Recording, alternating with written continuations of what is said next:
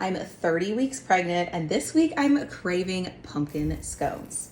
I've been craving lots of sweets, and this is festive, seasonal, and delicious, so what's not to love?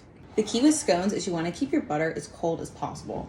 So I have a stick of frozen salted vegan butter. We're gonna grate this on a box grater. I find this is the easiest way to sort of chop it up while still keeping it really cold. Once you finish grating the whole stick, we're going to transfer this onto a plate and pop it back in the freezer while we prep our other ingredients. Now for the rest of our wet ingredients, you're going to need about half of a cup of soy milk, plus some pumpkin puree, brown sugar, apple cider vinegar, and vanilla extract. Whisk this together until the brown sugar has dissolved, then set aside.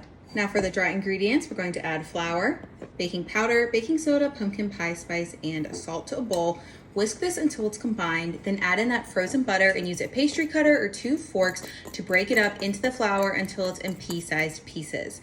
Then we're going to add in our wet ingredients to the bowl, working quickly to fold this mixture together until all the flour has dissolved. Flour your work surface, plop your dough on there. Then you're just gonna roughly spread this out until it's about 1 inch thick and it's like a circle. Now we're going to cut this into 8 equal pieces. I find the easiest way to do it is in half. So in half, half again, then those halves in half. Great thing about scones though is that they're rustic, so they don't have to be perfect.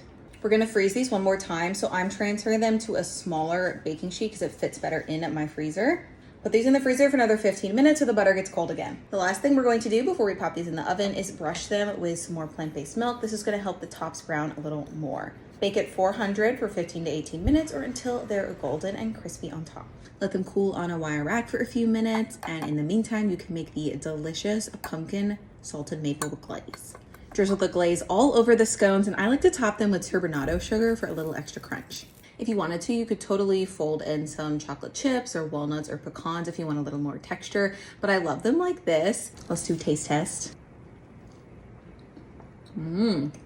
The scone itself isn't too sweet. Scone shouldn't be sweet, but the glaze on top is what makes it more sweet. These are totally delicious as is. I think they'd be great next to a latte, cup of coffee. You could also cut them open and put like pumpkin butter or vegan cream cheese or nut butter inside. That would be so delicious too.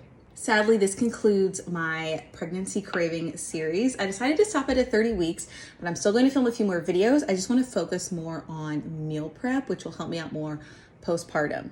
It's so funny how my mindset has changed throughout this pregnancy.